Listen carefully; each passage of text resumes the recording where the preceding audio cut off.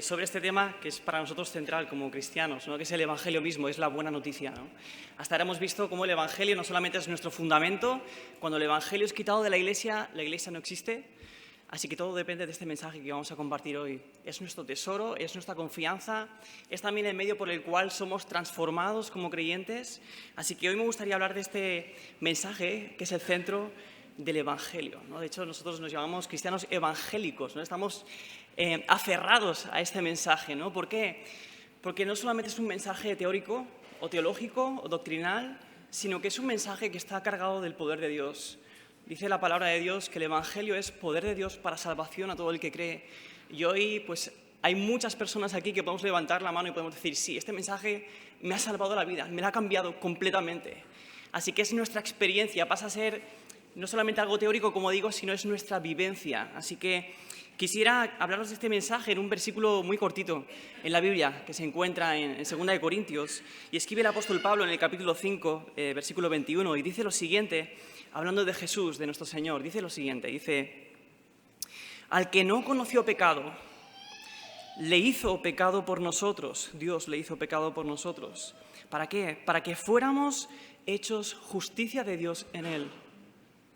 Así que Pablo empieza hablando de este pecado, ¿no? Es una palabra que repite 2 veces en el versículo y que, pues si salimos de la iglesia, de este lugar, pues no escucharemos en la calle. Es una palabra que ha pasado de moda. ¿Por qué? Porque resulta incómoda.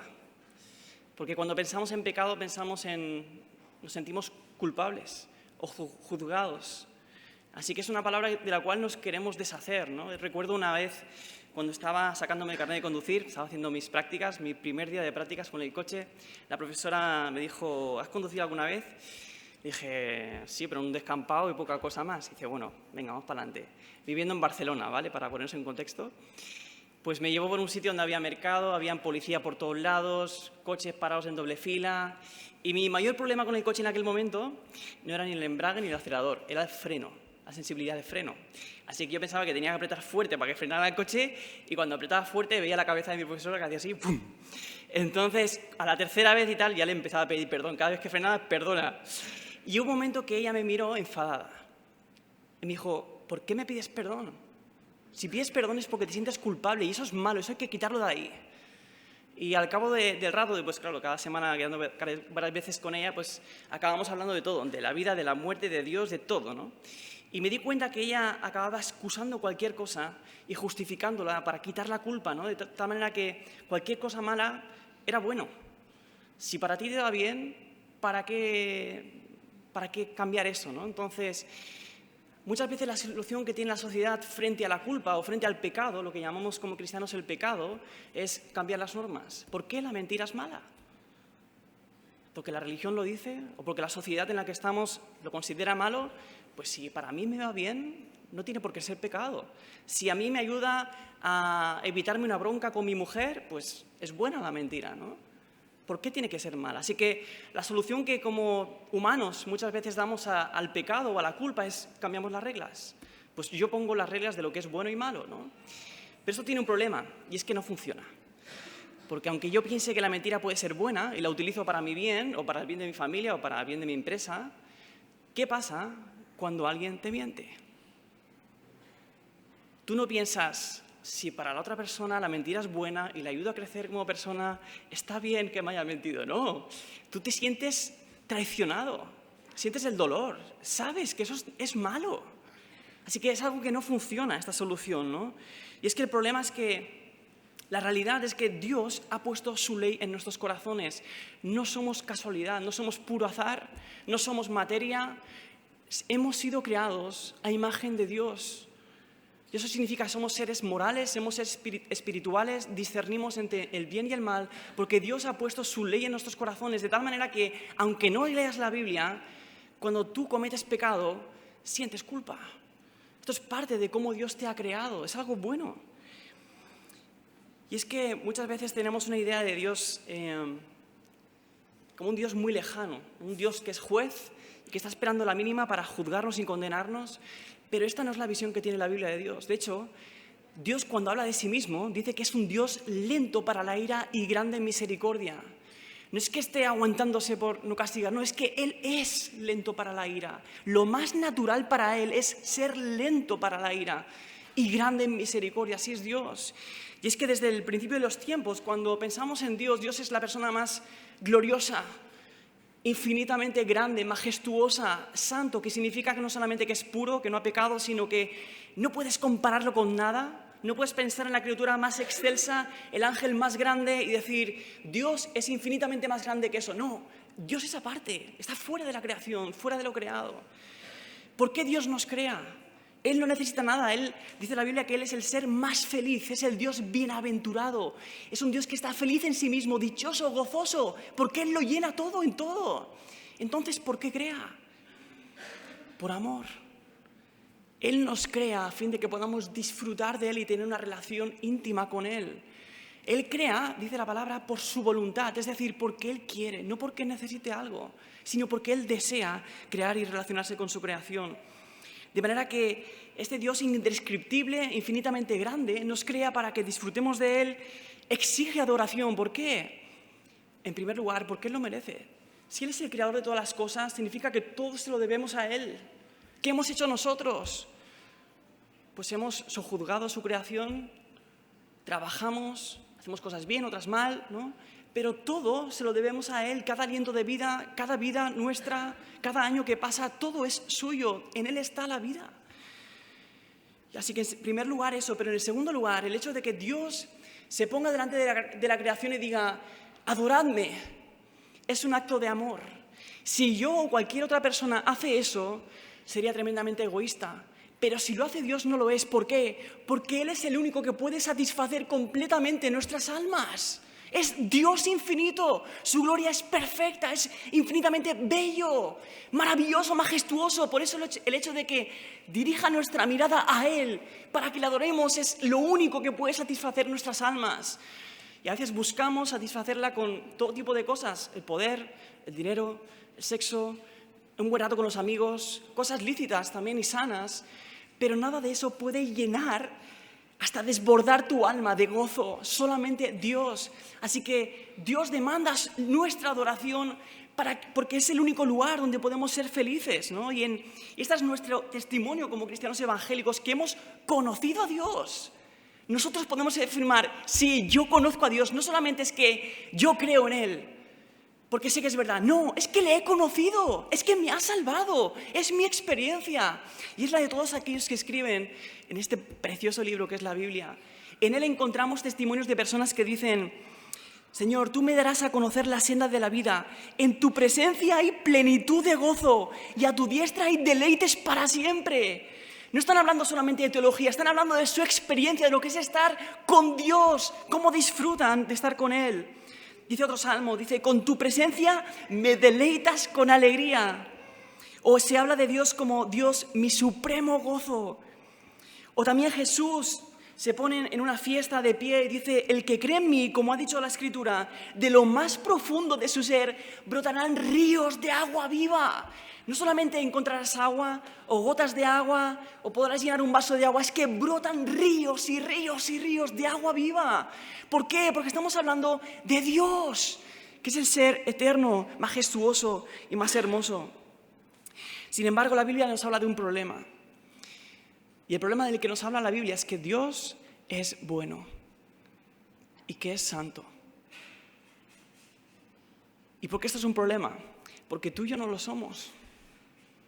Todos conocemos lo que es el pecado, todos hemos sentido la culpa, conocemos el pecado por experiencia, no solamente si creemos o no en el concepto del cristianismo del pecado, pero todos hemos experimentado, hemos cometido y hemos experimentado la culpa y las consecuencias también del pecado. Así que, ¿cuál es el problema? El problema es cómo Dios puede restaurar nuestra relación con Él sin manchar su justicia. Si alguien, en algún momento, algún asesino mata a alguno de mis hijos y yo estoy ahí en el tribunal, está el juez, va a condenar al asesino y el juez dice, ¿sabes qué? Como soy tan bueno, te perdono, quedas libre. Para mí sería una traición. No está haciendo justicia.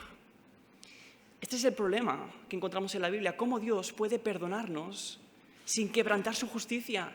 Si es bueno, debe condenar la maldad, si no, sería un tirano, si permite que no pase nada. Así que, ¿cuál es la solución?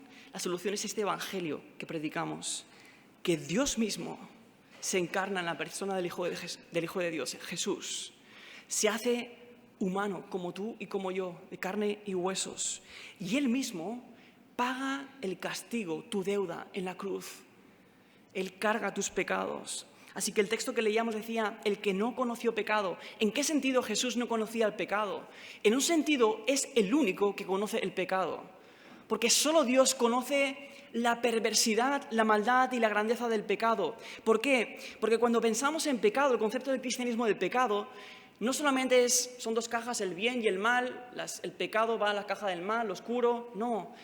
El pecado no solamente es algo legal, no solamente es quebrantar la ley de Dios. El pecado es algo relacional. Cuando tú pecas, pecas contra alguien. Cuando mientes, mientes contra alguien. Cuando sientes envidia de alguien. Cuando eres infiel, le eres infiel a alguien, ¿no? Así que cuando guardas rencor, le guardas rencor a alguien. Pero sobre todas las cosas, siempre estás pecando contra Dios, ya sea directamente o indirectamente. ¿Por qué? Porque estás quebrantando su ley. Cuando no amas a tu prójimo, te estás rebelando contra Dios y diciéndole, ¿sabes qué? Pisoteo tu ley. Me da igual. Así que el pecado es lo más oscuro, lo más perverso y lo más malvado, porque solamente su única intención es destruir la gloria de Dios, o la única dirección que toma es en contra de la gloria de Dios. Por eso este mal es tremendamente grande y tremendamente alto, porque el pecado es un mal que no se puede medir, por cuanto atenta a la gloria de aquel que es infinitamente eterna, ¿no? y grande. Así que es por eso que Dios odia el pecado.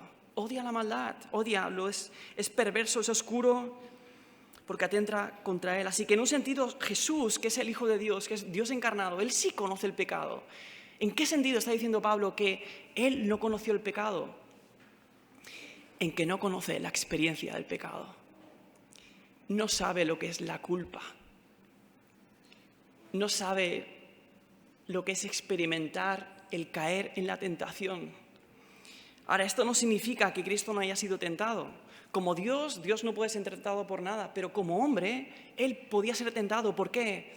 Porque no era Dios en un cuerpo, un revestimiento humano. Era verdaderamente hombre.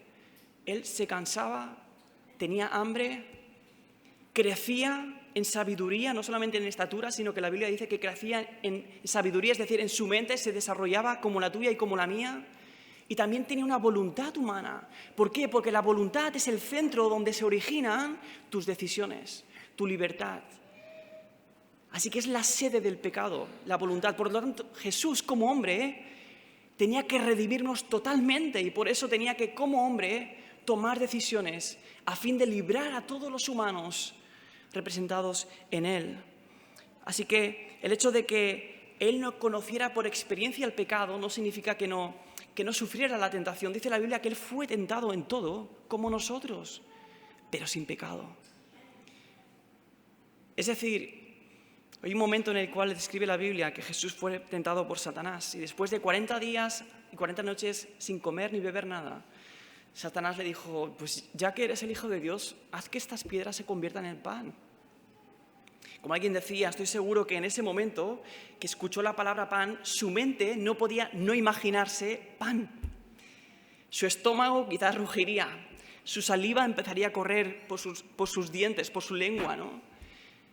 Pero jamás tuvo un pensamiento de decir, ¿y si lo hago? ¿Y si tomo en serio esto? No, constantemente rechazó. Lo único que hizo con la tentación fue rechazarla. Pero ¿qué pasa? Que tú la rechazas, pero tu saliva sigue estando. Así que es un rechazo constante cada segundo hasta que la tentación se va.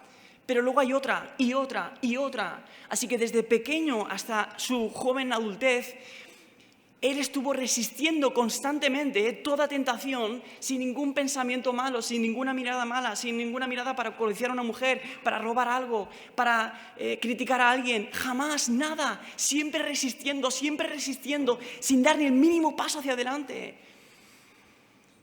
Escribe C.S. Lewis, el autor de las Crónicas de Narnia. Él era cristiano también y dice, Circula la absurda idea de que los buenos no saben lo que es la tentación. Esta es una mentira evidente. Solo aquellos que intentan resistir la tentación saben lo fuerte que es. Después de todo, por ejemplo, se descubre la potencia del ejército alemán luchando contra él, no rindiéndose a él. Se descubre la fuerza de un viento intentando caminar contra él, no echándote al suelo. Un hombre que se rinde a la tentación después de 5 minutos sencillamente no sabe qué hubiera pasado después de 1 hora. Así que por eso los malos, en un sentido, saben muy poco de la maldad. Jamás averiguamos la fuerza del impulso del mal dentro de nosotros hasta que intentamos luchar contra él. Y Cristo, porque fue el único hombre que jamás cedió ante la tentación, es también el único hombre que sabe absolutamente lo que la tentación significa, el único realista total. Es decir, tú y yo aguantamos 5 minutos, 10, 3 días, pero él resistió, solo sabe lo que es la resistencia, sin ceder ni un momento. Por eso es nuestro héroe, es el vencedor. Por eso no hay nadie como él y nadie nunca más, jamás lo habrá. Y es que este texto nos habla de esto precisamente. Él no conoció pecado, jamás tuvo una mente perversa, un movimiento de sus ojos, un pensamiento malo, nada. Así que el texto nos dice que él no conoció lo que es el pecado, jamás fue su experiencia, jamás se cedió a esto, jamás se recreó imaginándose algo que no debía, jamás. Así que, en un sentido, él solo conoce la tentación, no tú y yo, no es el que mejor conoce la tentación porque la resistió hasta el final. Y esto lo que nos permite a nosotros es que podamos ser grandemente consolados. Si tú caes en un pecado, yo me puedo poner a tu lado y abrazarte y decirte, sé lo que sientes. Porque yo siento lo mismo cada vez que caigo en pecado. Conozco las consecuencias del pecado. Y ya está, puedo empatizar contigo y abrazarte. Pero Jesús no. Dice la palabra que Él sufre con nosotros, su corazón está volcado hacia nosotros. Así que Él puede ponerse a tu lado y decirte, yo conozco verdaderamente lo que es la fuerza de la tentación. Créeme, la conozco en toda su fuerza, pero mírame a mí. Yo sé lo que es tenerla delante y resistir sin ceder. Y yo sí he podido, y ahora estás en mis manos y te llevo conmigo. No temas, porque yo soy tu Salvador. Así que este es el consuelo que tenemos, que hay un representante para toda la humanidad que no ha pecado y que Él mismo, por no pecar, se convierte en el sacrificio perfecto. Es verdaderamente hombre y verdaderamente Dios, el cual puede pagar por toda la humanidad. ¿Y qué es lo que hace? Nos dice el texto que hemos leído, que fue hecho pecado. Aquel que no conoció lo que es el pecado, fue hecho pecado. ¿Qué significa? ¿Significa que en la cruz se transformó en pecado? No, Dios, el Hijo de Dios seguía siendo tan santo como cuando nació en Belén, o desde la eternidad, cuando los serafines y ángeles le adoraban diciendo, santo, santo es el Señor Dios Todopoderoso, llena hasta la tierra de su gloria. Lo que significa el texto es que Dios lo trató como si encarnara tu propio pecado. Fue tratado como si Él fuera el culpable de tus pecados, como si Él mismo los hubiera cometido. Así que decíamos que el pecado es tremendamente grave por cuanto es la ofensa de la gloria de Dios. Así que tenemos al Hijo cargando sobre sí mismo las ofensas contra sí mismo. Esta es la buena noticia, que Él te ha amado tanto, que Él ha pagado el precio. Ha dicho, dámelo a mí, yo lo tomo, yo lo cargo y yo sufro el castigo. ¿Por qué? Porque te amo y punto. Así que en la cruz, el Hijo de Dios nos dice también, Pablo en otra carta dice, Cristo nos redimió de la maldición de la ley. ¿Cómo? Haciéndose maldición por nosotros. Así que Él mismo experimenta lo que es la ira de Dios en su propia carne, el abandono del Padre. Y es por eso que tu culpa puede ser borrada completamente y todos tus pecados, y que Dios puede perdonarte de manera justa. ¿Por qué? Porque ha pagado por el pecado, por tus pecados. Así que ahora puede perdonarte y su justicia queda intacta porque Él mismo paga por eso. Y esta es la experiencia de los creyentes, de los que estamos aquí. ¿Sabes? Hay un salmo que a mí me quebrantó cierto día por cuanto habla de lo que se siente cuando alguien es perdonado, ¿no? Dice el Salmo 32, cuán bienaventurado, es decir, Cuán feliz, cuán alegre, cuánto gozo es aquel cuya transgresión es perdonada, cuyo pecado es cubierto. Cuán bienaventurado es el hombre a quien el Señor no culpa de iniquidad y en cuyo espíritu no hay engaño. Y dice, mientras callé mi pecado, mi cuerpo se consumió con mi gemir durante todo el día, porque día y noche tu mano pesaba sobre mí. Mi vitalidad se desvanecía como el calor del verano. Y entonces te manifesté mi pecado y no encubrí mi iniquidad. Dije, confesaré mis transgresiones al Señor y tú perdonaste la culpa de mi pecado. Fijaos que Dios no solamente perdona nuestros pecados, nuestras acciones, nuestros malos pensamientos. Él quita tu culpa. Por eso eres libre, por eso Él siente tanta libertad. Dice, oh, si pudieras experimentar cuán bienaventurado serías si solamente confesaras tus pecados y experimentaras el perdón de Dios completo, perfecto. Dice otro salmo, como está de lejos el oriente del occidente, así alejó de nosotros nuestros pecados. Los alejó de nosotros, es decir, ya no son parte de nosotros. Ya no nos definen, han sido quitados de nosotros. ¿Por qué? Porque fueron puestos en Cristo Jesús. Y de esta manera tu culpa y tu pecado ha sido borrado.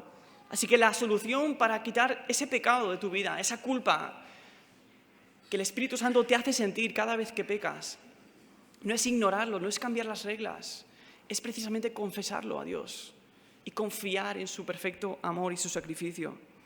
Dice un teólogo, dice, Dios acusó a Cristo de tal manera en la cruz, lo implicó, lo cargó con nuestro pecado, de manera que en la cruz fue tratado como si encarnara nuestro pecado, para que nosotros, solo porque estamos en Cristo y no por ninguna otra razón, podamos ser tratados como si hubiéramos encarnado la justicia de Dios, cumpliendo perfectamente su ley y recibiendo la sonrisa y la acogida de Dios. Así que así como Cristo encarnaba nuestro pecado en el sentido de que Dios trató a su Hijo como si encarnara nuestro pecado, ahora Dios nos trata como si nosotros encarnáramos la perfecta justicia de aquel que resistió constantemente la tentación y que no conoció pecado. Así es como Dios nos ve a nosotros. Cada vez que depositamos nuestra confianza en Cristo, recibimos su justicia. Ya no vamos al trono de Dios con nuestras obras, presentando nuestras buenas obras, sino que tenemos a alguien que nos representa, que es Cristo. Y Dios nos ve en Él. Y por eso Dios puede decir cosas como estas, hablando de su pueblo. Dice, serás también corona de hermosura en la mano del Señor y diadema real en la palma de tu Dios. Nunca más se dirá de ti abandonada, ni de tu tierra se dirá jamás desolada, sino que se te llamará mi deleite está en ella, en ti. Y a tu tierra desposada, porque en ti se deleita el Señor y tu tierra será desposada. Así es como te ve el Señor. Su amor por ti, cuando crees en el Señor Jesucristo, has confesado tus pecados, es como el novio y la novia. Se habla en Apocalipsis de la boda del Cordero, ¿no? Así es el amor de Cristo por su pueblo. Así que este es el mensaje del Evangelio. Dice unos versículos atrás en el texto que hemos leído, Dios estaba en Cristo reconciliando al mundo consigo mismo, no tomando en cuenta a los hombres sus transgresiones, y nos ha encomendado a nosotros la palabra de la reconciliación. Por tanto, somos embajadores de Cristo, como si Dios rogara por medio de nosotros. En nombre de Cristo os rogamos, reconciliaos con Dios. Así que recuerda, tú no puedes cambiar las normas. Dios ha puesto su ley en nuestros corazones, pero Dios ha cambiado tu lugar por el mío. Él mismo pagó el precio. De tal manera que ahora si nos arrepentimos de nuestros pecados, nuestra esperanza no es ir al cielo. Nuestra esperanza es disfrutar eternamente de este Dios de la gloria. Dice Pedro, uno de los apóstoles, porque también Cristo murió por los pecados una sola vez, el justo por los injustos. ¿Para qué? Para llevarnos a Dios. Esa es nuestra esperanza. Llevarnos a Dios, ver a Dios cara a cara. Y dice también Jesús, un texto que leí el primer día. Jesús, antes de ir a la cruz, está orando a su Padre y dice, Padre, quiero que los que me has dado estén también conmigo donde yo estoy. ¿Para qué? Para que vean mi gloria. Así que todos estábamos destituidos de la gloria de Dios, todos hemos pecado. Pero Dios nos reconcilia a nosotros consigo mismo a través del sacrificio de Cristo. ¿Para qué? ¿Para que vivamos eternamente? No. Para que vivamos eternamente viéndole y disfrutando de Él. Así que este es el mensaje que amamos, que proclamamos y que por siglos y milenios se proclama. Este mensaje no cambiará jamás, cambiarán los tiempos, las edades, los gobiernos, los que estemos aquí arriba, los que estéis aquí abajo, pero el mensaje del Evangelio es nuestro tesoro. Seguirá cambiando vidas, seguirá transformando vidas en este país y en los países donde el cristianismo está siendo perseguido, pero que la Iglesia está creciendo. ¿Por qué? Porque este mensaje es poderoso. Así que si no has conocido a Cristo todavía, te invito a que vayas y experimentes lo que dice el salmista. No encubras tu pecado, no lo calles, confiésalo al Señor. Confía completamente en el sacrificio de Cristo y experimentarás el perdón de tus pecados por completo. Me gustaría orar a Dios, hablar con Él un momento y pedirle que haga esa obra en nuestros corazones. Así que, Padre, te damos gracias por este mensaje eterno que ha transformado nuestras vidas, Señor. Gracias por limpiar la culpa de mi pecado y del pecado de mis hermanos, Señor. Gracias por ser algo real, Señor, algo que podemos saltar y gritar con gozo, Señor, como hemos estado viendo también estos días, Padre. Te amamos, Señor, porque tú nos has amado primero. Te amamos porque tú nos has amado cuando éramos enemigos tuyos. Te amamos porque tú has tomado nuestro lugar en la cruz, Señor, a fin de que nosotros no tengamos que experimentar tu ira, Señor. Padre, cuánto amor, Señor, sigues queriendo dar todavía, Señor. Tu amor sigue intacto y seguirá intacto, Señor, porque tú no cambias, tú eres inmutable, no eres como yo, Señor. Así que te pido que en base a tu misericordia, a tu gracia y tu amor, Padre, tengas compasión de aquellos que todavía no te han conocido. Señor, puedas abrir sus ojos, Padre, para que puedan reconocer su pecado, Padre, y a la vez ver la gloria de este precioso Salvador, que lo llena todo en todo, Señor, y que nos ha creado para que disfrutemos de una relación eterna con Él, Padre. Pues cumple, Señor, tu obra, salvando vidas en medio nuestro, Señor. Deseamos que tú seas glorificado, Padre. Te damos solamente las gracias a ti, Señor. Gracias, Padre, por ser tan bueno. En nombre de Jesús. Amén.